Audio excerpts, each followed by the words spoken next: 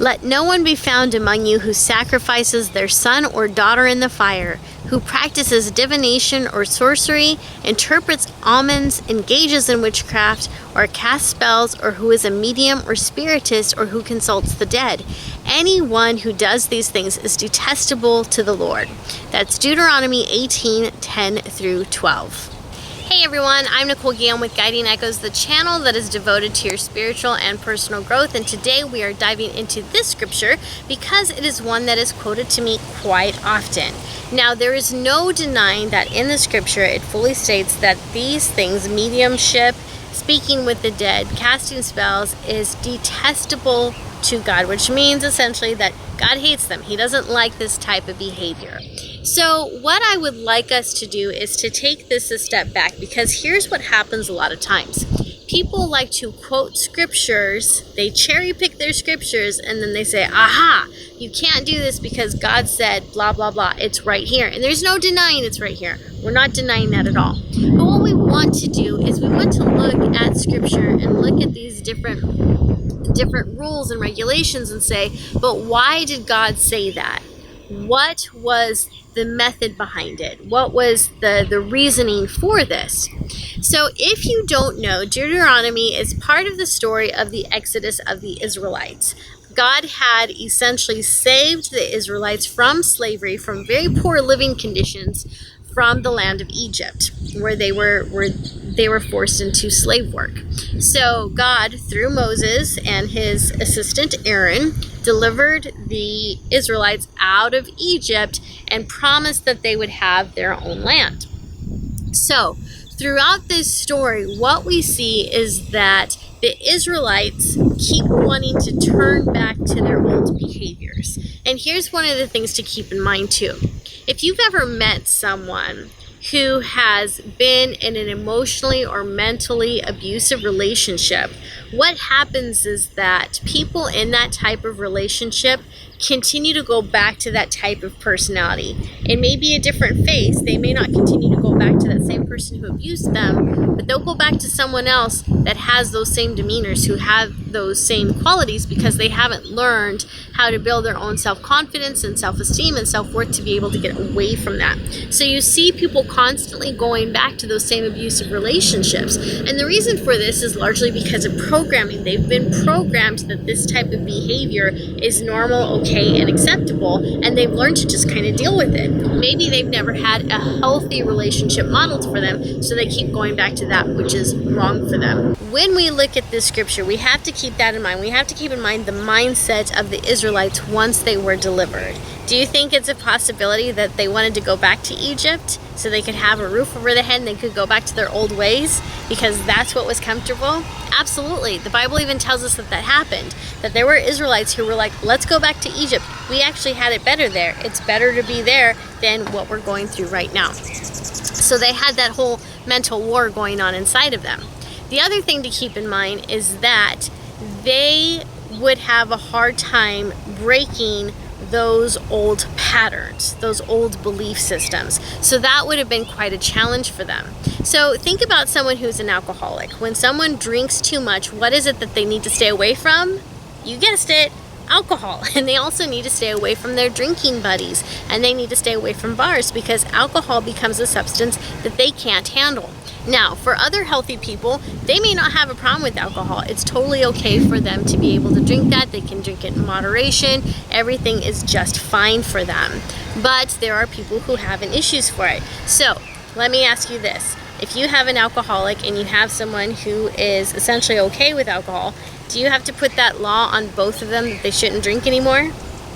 The answer, of course, is no. The person who's the alcoholic needs the stricter rules. So that's essentially what we're looking at when we are finding that the Israelites are leaving Egypt. They need stricter rules because they're coming out of an abusive situation, and they are also moving away from the gods of Egypt to this new God who essentially rescued them. God was telling them not to be a part of this practice because he was trying to get them away from that old culture. And we know from studying history and even reading the Bible that Egypt had a very rich culture that was steeped in different spirituality. They believed in multiple gods, they believed in an afterlife, so they had their own religious and spiritual system that the Israelites would have been subjected to, that they would have, that they probably would have participated in. So you have this new God, Yahweh, who is trying to take the Israelites away from the old gods, and he's essentially saying, look, you're going to go through some hardships, but at the end of this,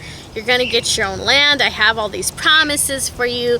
Things are going to be better. So he's separating them from that old land, from those old traditions, from those old ways of thinking, from old ways of worshiping, because he wants all the attention on him now. So that's one of the reasons why God would say mediums are off the table. Visiting psychics are off the table. All of this stuff is off the table because we need to create that relationship now. And I'm trying to get you guys to trust in me. I don't want you going to psychics or mediums or witches because they're going to ruin that. If you start trusting them, we can't have that relationship. The other thing that we need to pay attention to when we start pulling scriptures out of the Bible is the rest of the context of that book. So I've given you the context of the story, right?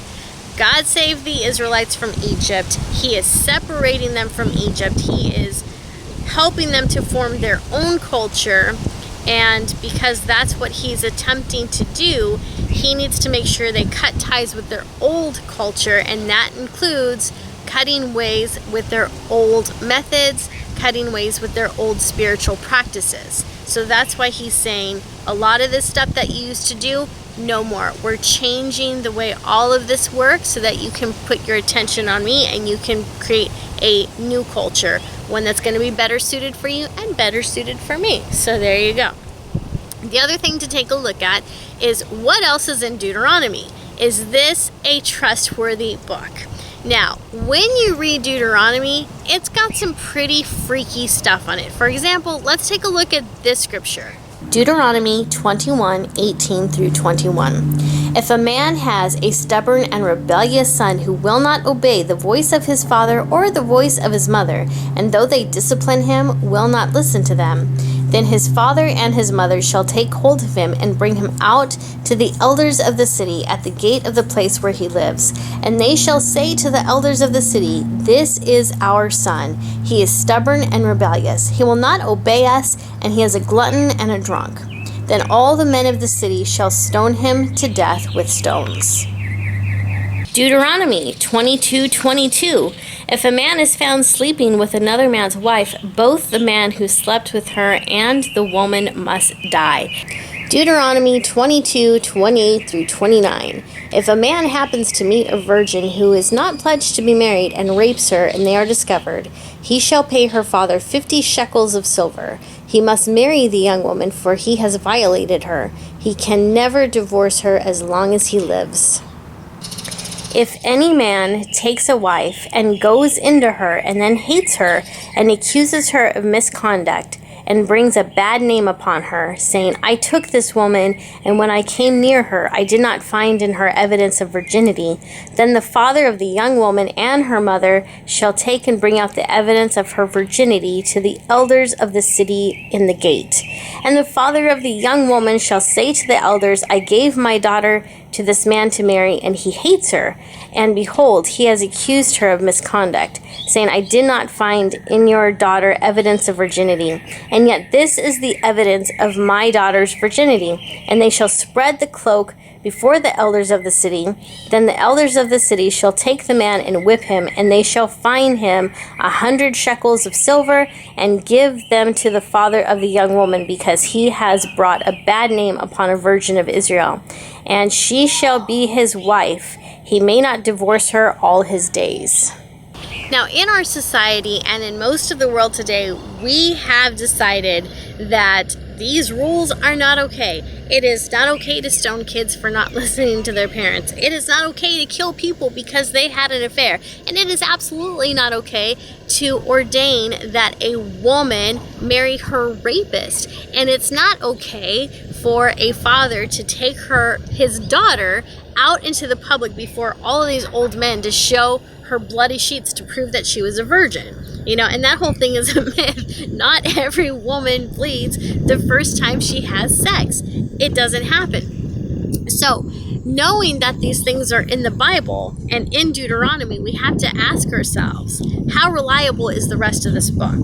The other thing to consider is, if Deuteronomy wasn't a part of the Bible, if it was just some other book that hadn't been included, would we be paying attention to any of these rules at all? Would we just see it as some barbaric, old, archaic book that spoke to the culture of that time that's maybe not relevant anymore? It seems that way to me. So before you quote scriptures, make sure that you know the context of the story and the context of the book. You need to be diligent in asking yourself, does this make sense? Does this make sense of a whole? Why is God saying this? Why is the prophet saying this? What was the culture like at the time?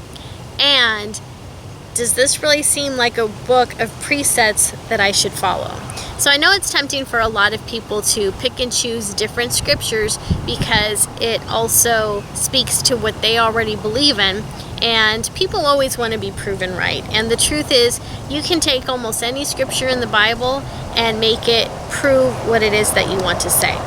In our next Bible-friendly video, we will be tuning in to the one story on the Bible where there was a medium who did make contact with the other side and what the consequences of that were. We're also going to be diving into why it is actually a very common occurrence among mediums, the living, and the dead. If this is your first time watching one of my videos, I would like to welcome you to the Guiding Echoes community, and I would also like to invite you to subscribe to this channel. Here on this channel, we love to talk about spiritual things such as the afterlife, consciousness, angels, and all that stuff. So if that's up your alley, you have come to the right place. So be sure to hit that subscribe button and also hit that little bell icon so you can be notified when I release new videos in the future. Thank you for watching.